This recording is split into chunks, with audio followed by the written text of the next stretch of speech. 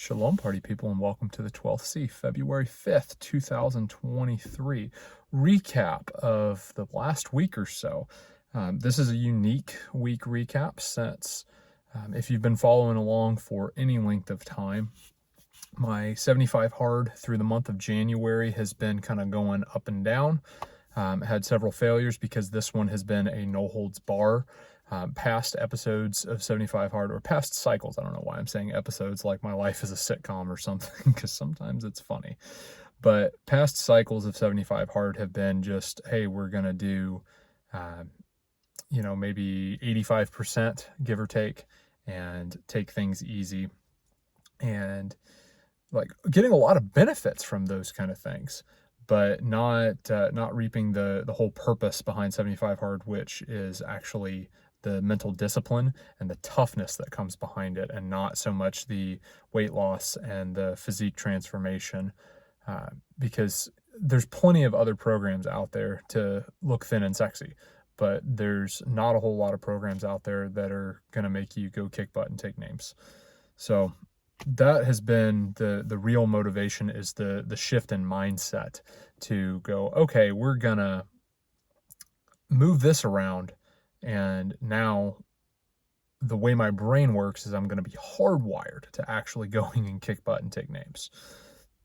That has been that. So I've had a couple of failures throughout January because I have actually added so many layers to my 75 hard that I've gone beyond the norm. Like, your norm for 75 hard is a photo, a gallon. Let me start over on that one. Is you've got a progress photo of yourself, a gallon of water, some diet, doesn't matter what diet it is, but it needs to be something that is relatively challenging to you, 2 workouts a day. Those workouts have to be separated by 45 minutes. Those workouts have to be 45 minutes long and separated by 3 hours minimum of a break. So you can't just stack those 2 workouts together. Those 2 45-minute workouts, one of those 2 do need to be outside. And you need to stick to that workout routine. So it's not like you just have to have one exercise that you stick to, but it is something where you have regimented what those workouts are going to be. One of them needs to be outside every day, regardless of weather, climate, whatever's going on. Like, you have to do it. And then the other one can be indoors or outdoors of your choice. And then you also need to do 10 pages of self-development reading. I've added some stuff that I'm doing in my scripture readings that's going on every day. I have added a weigh-in, which really, those 2 things are no big deal. Like, it's easy for me to pick up my Bible and read. Now, what I'm working through right now is I'm making some notes and highlights on a project that I've been trying to work on for a long time. And it's really, I say trying, it's been more of I've been talking about going to be working on it for a long time, and I'm finally actually doing it. And that's what it really is just that mental toughness of, oh, hey, I'm going to actually go do what I'm going to say I'm going to do. I'm trying to keep promises to myself. So those haven't really been that bad. I started adding, hey, I'm going to show up to work every day on time, and if I'm a second late, then I got to start over. That good intentions, but having problems in the rest of my mornings has caused that one to be like, well, because I didn't take the mental discipline to fortify things on the front end, the back end was starting to suffer. And, excuses are lies, and I'm not trying to make those excuses, just more of going the information of what was going on. And that was my major failing point in what I was doing this January, because I was trying to overcompensate for previous 75 hards. It's like, oh, well, I'm not giving it everything. I'm like, well, I'm going to give it everything. And it's like, well, the way I was giving it everything is I was adding more and more stipulations, stuff that didn't matter. And yes, it does matter showing up to work on time, but I would find ways to skirt around it, and like, oh, okay, well, I can sleep in for 10 more minutes. And then, oh, well, now I'm rushing. And then because I'm rushing, the quality of everything was failing miserably. And then I still end up, a couple of seconds late, and it stacks against me. So those problems stack. And what I decided to do was, through the month of February and then the 16 days in March that was slotted out for this cycle of 75 hard. I may be calling this 75 hard. It's obviously not. It's actually 44 days. These 44 days are going to be me making strides in mental fortitude of I am going to wake up when that alarm goes off. When that alarm goes off, I'm going to jump up and immediately start getting my day going. I'm not going to, I'm going to stay in bed for 10 more minutes or 15 or, whatever. What I have been doing the last few days is that alarm goes off. I get up and I start doing burpees. The second that alarm goes off, I rotate very quickly, put my feet on the floor, stand up, stretch, power fists up in the air, like, yes, this is what I'm doing. And with those power fists in the air, then I'm immediately jumping down and starting to do burpees. Those burpees are getting the blood flowing. They're saying, hey, listen, if you're not getting your coordination down in that, split second after the alarm goes off, you're going to pound your face into the carpet. And that doesn't sound fun because our carpet doesn't have very much padding. Old houses for the win. The video that I shot right before the beginning of the year where I was breaking down my plan for how I was going to spend my 2023 as far as cycles of 75 hard and all that fun stuff. I included talking about some monthly things that I was going to be adding that were not stipulations of my 75 hard, but were challenges for me because there's some distance races that I'm wanting to train for, all that fun stuff. And part of it was incrementing up some mileages and then some other fun things to keep me going. And each section was kind of broken down into 3-month quarters per se, because I guess that's what the business world is calling a section of 3 months, is they're calling it a quarter of a year. And so each quarter I would have a running challenge every month, and that would progressively be adding more and more miles. And then I would have some kind of mental fortitude challenge. And the first month of that quarter would be an endurance of, this much of a calisthenic that would be done. And it's trying to hit that 1,000 benchmark. The second month of that quarter, which we're in now, obviously, is more of a daily routine that is like you do this daily and it will build additional reps and sets of practice into what's going on. And then that third one would be a ruck march challenge of some kind. So for January, February, and March, I would do 8 miles, 11 miles, and 15 miles, I think. 14 miles, yeah. 8 miles, 11 miles, 14 miles. So those would be my mile runners. And then my challenges for January, I would do 1,000 burpees and just see how many I could do with the goal of that 1,000. My February is daily dry firing practice, and my March would be, my ruck march challenge, and I throw on a 50-pound ruck march or 50-pound rucksack, and I would ruck march and attempt to beat the military trial of you do 12 miles in 3 hours with 50-pound rucksack. So that'll be something to shoot for about the beginning to mid of March. Fun stuff working on that. All right, we are 8.5 minutes deep, and I haven't even gone into my weekly recap. But in January, I did complete that 8 miles. I did it in an hour and a half, which came out to 11 minutes and 15 seconds for my mile time on average. So I think that's relatively respectable considering that I'm averaging out on my 5-mile runs right at 10-minute miles. And I hadn't done anything more than about 5.5 miles in prep for that 8. So I'm relatively okay with that. I would like to speed it up just recently, and I'll talk about it in just a second, but had a 5-mile that I was relatively proud of the time on. So that, I didn't think I would be doing endurance running, I guess, to this level if you had asked me, I don't know, maybe a year ago. I've grown up doing endurance runs through middle school all the way up. In high school, I had a very, very different physique because it was just skin and bones from the waist up, and my quads were huge because I was running so much. And I'm not running to the level that I was in upper high school, early college, but I'm not far from that anymore. I've gotten back into a lot of that distance running. Just way more now because I actually have some upper body strength. Not much, but I have some. I did attempt that 1,000 burpees for the month of January, and that was a disaster to say the least.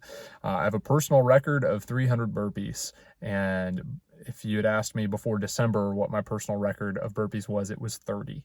So going from 30 to 300, I'm still proud of, but the personal record of 300 burpees is just like has gassed me.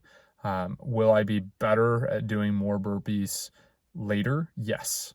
It's something that I've never realized how much burpees actually is a true endurance thing. Um, I can do a decent number of push-ups, but the burpees are really good at getting blood away from your head and your chest, and really good at getting them into your quads.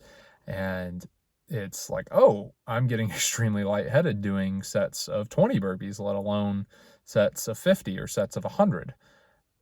Interesting, to say the least. Could I have strategized and done a little bit better and spread some things out? Yeah, but just saying right now, failed that 1,000 burpee attempt, but it wasn't a stipulation. Just a metric that was fun to shoot for. And do I think I can reattempt? Probably, because only going to get better. Maybe we can make that PR record on the burpees higher. Definitely higher than 300. Anyway, so recap, 11 and a half minutes into this video, recap of the start of February for me. So February 1, did photo gallon, 100 kettlebell swings, 100 burpees, 1 mile.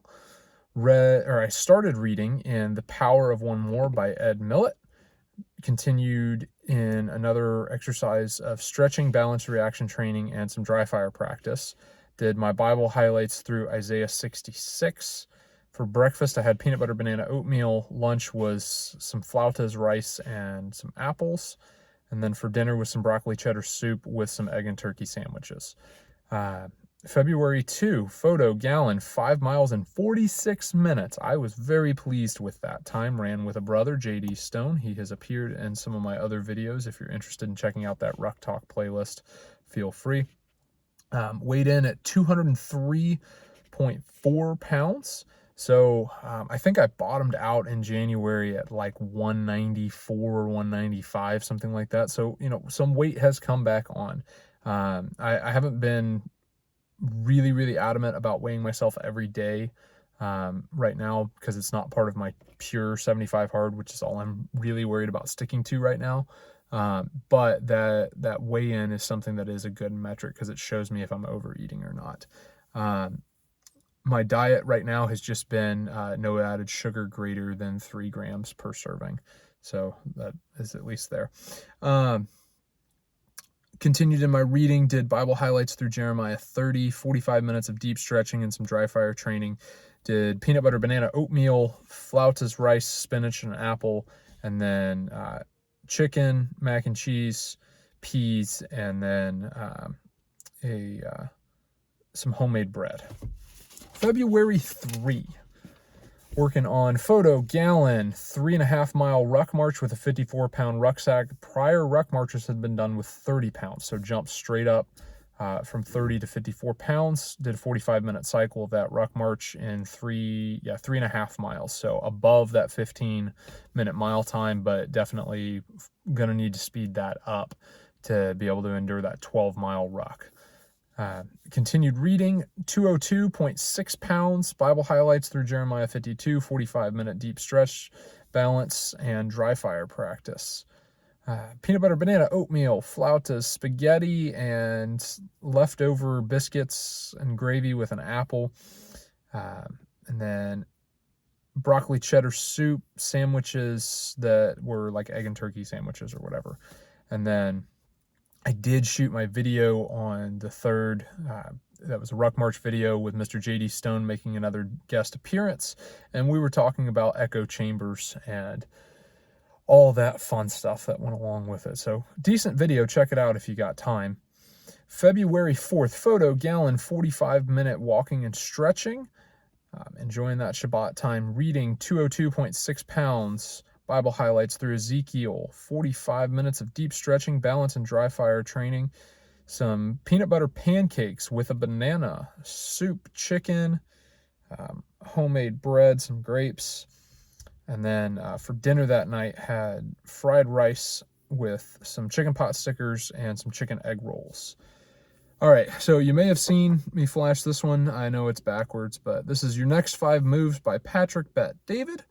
If you are familiar with the Valuetainment channel on YouTube, the main guy behind that one, it's a pretty good podcast, actually.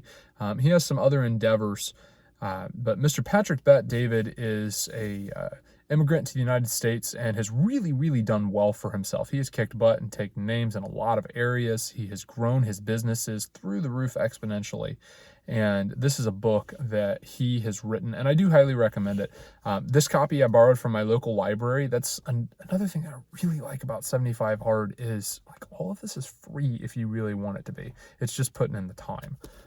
But borrowing this book from the library, this is definitely one that I'm going to purchase at some point because I've got notes that I really want to make in this book, but it being a library book, I'm not going to be that guy. So that's something that the bare bones breakdown of this book is they make the chess analogy, and you don't have to be a chess person. I'm not good at chess at all.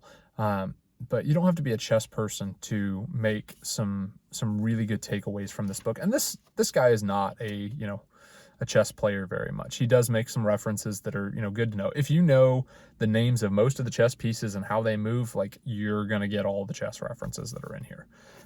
But one of the concepts of playing chess is you need to be several steps ahead of your opponent. It's something that I am not good at in playing chess, but he talks about how grandmaster chess players are 15 moves ahead of most opponents. And it's something where they're knowing how all of the pieces move on the board and knowing, okay, if he makes this move, then these are all the follow-up moves that I can make that can help foil what's going on. There are 5 basic principles to this, Your Next 5 Moves, and he calls each one a move. So you've got knowing yourself. That's move 1. Know who you are. And that one pretty well breaks down to figuring out if you are an entrepreneur, which I think everybody's heard the word entrepreneur. Are you starting things and growing them and making them something that is, worthwhile? Or are you what's called an intrapreneur, which I would identify. An intrapreneur I had never heard of before this book, at least that I'm aware of. And what an intrapreneur is somebody who exists in a group, a business, a framework that is already there. And that person has a niche that they are skilled at or becoming very skilled at. And they make themselves indispensable to the founder, the CEO, the boss, whoever. They make themselves indispensable. And in that, own little corner of their own little world, to throw out Rodgers and Hammerstein on that one, they are so valuable and given enough creative freedom that they can pretty well do what they want to do within their lane. And they can grow that area exponentially. And there's a decent part of this where they're talking about all of the top intrapreneurs that are out there, like people who work for tech companies, people who work for, construction businesses, people who work for some of these, broad career areas that, hey, you get really good on the construction side of things, and you're like the pro at building roofing teams and marketing. Hey, we can do all this roofing stuff for you. That they pretty well give you your own crew. Or you're working for Microsoft, and in 20% of your spare time, you were able to build a system that they had never thought of, and make them 10 times the amount of money that they were ever able to do. Or like, let's say you are working for Refuge Medical, and shout out to them, and you're really good at putting band-aids in bags, and you show the promise that is there, that they bump you up to the second in command of that company, and you're able to develop things in their customer service and things in how they operate that you can help scale them from a small little business that was operating in somebody's barn for an hour a week into a multi-million-dollar company in just a few short years. Shout out to Bug Out Bob, who's now across the table with Bob. Super awesome guy. I can't wait to meet you in some point in the foreseeable future. But that intrapreneur side of things is able to help grow businesses from within. that whole first section is figuring out who you are. Now there's self-assessments that are in there, and it's not just the entrepreneur thing, but that's something that I think I got a lot out of it, because it showed me some things on, hey, this is, um, you know, I always hear about the entrepreneur stuff, but I never hear about the entrepreneur. And it was very validating to go in and say, hey, it is okay to not go out and start your own thing. It is okay to go in and help grow things. Because if everyone's out there starting stuff, nobody's out there finishing stuff, because nobody works alone. Second part of this, second move, I guess, is how to reason. He gives you some decent framework in having some matrix where you go in and you put your input, and it's more than just a pros cons list, but it basically boils down to that. You weigh pros and cons and come out with, hey, based off of all of the information that I have, this is the best assessment for what we can do, and here's the move, let's make it. The reasoning stuff that's in here is decent. I've come across some other things that I prefer over what he's got, but for somebody who may not have a whole lot of framework on making decisions that are bigger than themselves, I think the information that is in your next 5 moves is, a decent framework to go with, but it's not like that reasoning structure that is there is the true end all be all. Taking it with a grain of salt, I think it's a valid system that's there. The next one is building your team, and I could probably talk for a while on this one, but basically surrounding the people that, or surrounding yourself with the people that you're with is so valuable, because if those people aren't helping pull you up to make you better, then they're pulling you down. And obviously there's relationships that we can't fracture because of, special ties that are going on. But for the most part, if we're not inspiring those people to become better, then who are we? And that's something that I think really, is beginning to be focused on enough, but you go back a few years and it really wasn't. And I do like where Patrick Bet-David is going with a lot of this. He's not the only one beating on these tom-toms, but he definitely is somebody who is pushing that forward of spurring those around you to become better. And that is part of what I want from this channel, is to spur people to be better. Starts with me. So that's there. Then using strategy to scale things up. So a lot of this comes down to making sure that we identify what problems are out there, and then we identify what solutions we are going to implement to, overcome those problems. And then we also need to realize that we can't be the only person who is guiding this. We need to utilize that team that we've already built to help us get things done, because no man works alone. That's just the way things go. And then that final one is making power plays. And those power plays come in to making sure that all of our ducks are already squared away, so that way when the opportune moment comes, that we can use everything that we have to leverage the outcome that we are trying to get. And he uses some beautiful illustrations from the mob, actually, how they get things done, how they have the money and the influence to make serious things happen. And if you haven't done a little bit deeper look into what the mob has actually been able to do on the East Coast, even on the West Coast too, and then definitely back as far into a whole lot of what the mafia has done in Italy, is that the politics that are in play there is because they have had things set up for so long. They have the infrastructure to actually make things matter, that they have been in legitimate business for decades now. And then they've also been in legitimate politics for decades now.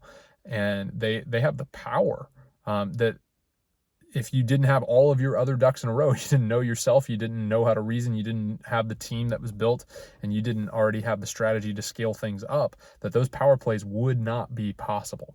So laying out from the first part of self all the way up to being able to have a serious position of strength is there. And I commend Mr. Patrick Bet-David for this book. I don't think it is the best thing since sliced bread, but it's a good one, and I do want to make some serious notes in it. I'm going to be purchasing my own copy so I can make some hard notes and highlights in here, because I think it is worth the purchase. I don't remember what this is selling for, but it's less than $20. Totally worth it. So my next 5 moves, have not written these down, going to be shooting off the cuff.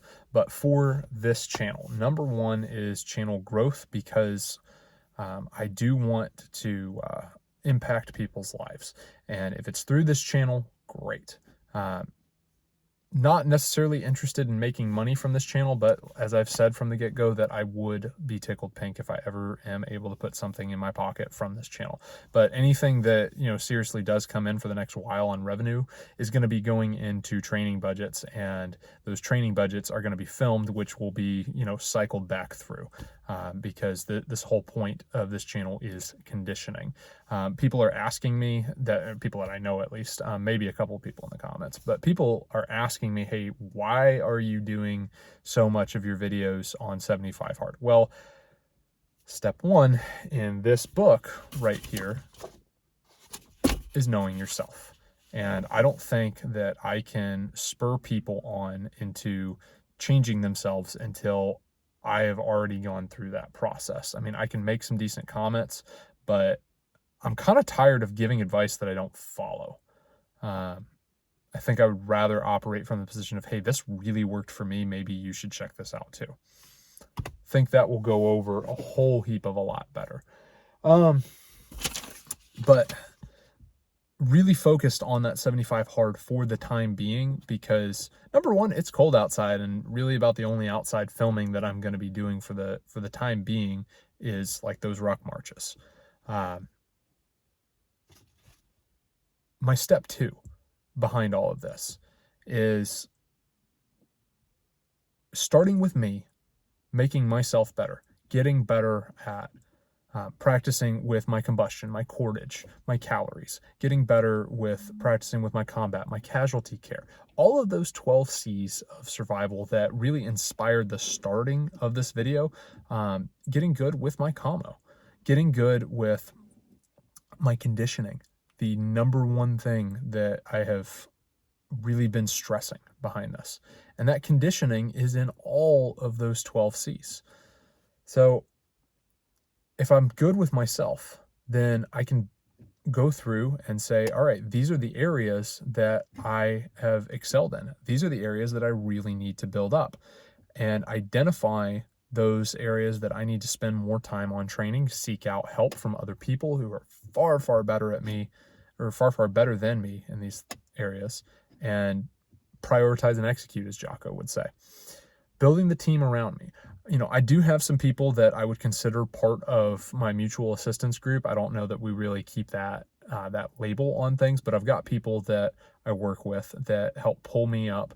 I've got people that I'm able to help pull them up too, and spur each other on, and it's good things. But I think that team can solidify more. I think that team can grow more.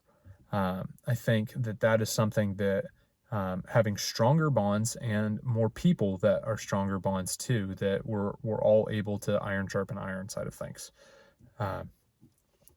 Then once we are there, I think we are going to be able to use all of our collective resources and actually help make each other's lives better. Now, whether this is in the whole come out of her, my people side of things, or if this is just, hey, we're all just taking care of each other, I think that makes life better either way. Now, is this the whole come out of her, my people thing? Maybe. My wife and I are making plans to try and, leverage what opportunities we have to relocate. But for the time being, we're trying to be faithful with what we've got and trying to learn those lessons now while it is still easy, before they truly, truly matter. And so as spring comes around, you're going to be seeing a few more videos out of me doing some things that are outside of the 75 hard norm, and conditioning myself in other ways that have nothing to do with actually working out. Just part of it, but going to be implementing some of those strategies. I'll be relying on some other people to help spur me on in those areas, and we'll be utilizing what's there to help move some things around. And then in that's when those power plays are going to come and matter. I'm very vague in a lot of this. And it's because a lot of this is still formulating, but it's good. All in all, on a book review of Mr. Patrick Bet-David 75 Hard, or Mr. Patrick Bet-David, Your Next 5 Moves, through my 75 Hard reading. You've definitely given me some things to think about. I do like it. I would say if I was going to put like a star rating out of 5 stars, I'd say that this one would be like a solid 4 stars for me. It's a good book. I'd buy it because there's definitely notes that I want to make. A couple of things I don't necessarily care for out of it is this is a heavy entrepreneur focused book. I think he does give some decent focus to the entrepreneur side of things, but not enough. I wish that there was some more, but Mr. Patrick Bet-David is an entrepreneur. So I think all of his stuff that is on there is only what he's been able to observe and read, and not enough of what he's been able to experience truly. I'm sure there's times in his life where he definitely was that entrepreneur, but he's more of that entrepreneur soul. So that makes sense why he's writing things that way. Currently reading The Power of One More, and I have a lot of thoughts on that one. Definitely will be making a video on that one at some point in the foreseeable future. Without going super deep into the whole Power of One More by Mr. Ed Mylett, definitely was very motivational to read that. Some of the workouts that I did in the last day or two had some things where I was ready to quit, and it was at the cutoff time, like everything was good, but it's like, okay, I'm going to get one more in there. Mentality thing that Mr. J.D. Stone and I have been working on even before I picked up The Power of One More by Ed Mylett, was if I'm not feeling up to something, like, okay, now we're going to do it because I don't feel like doing it. So it's that forced, you know what, I'm going to discipline myself beyond the desires of where I am at. And I think that is a relatively healthy thing to adopt, with the caveat of listening to your body. And there is a difference between your body saying, no, we cannot do this because if we do this, we will injure ourselves, or I don't really want to do this because I'm tired, I'm lazy, that knuckle dragging mentality.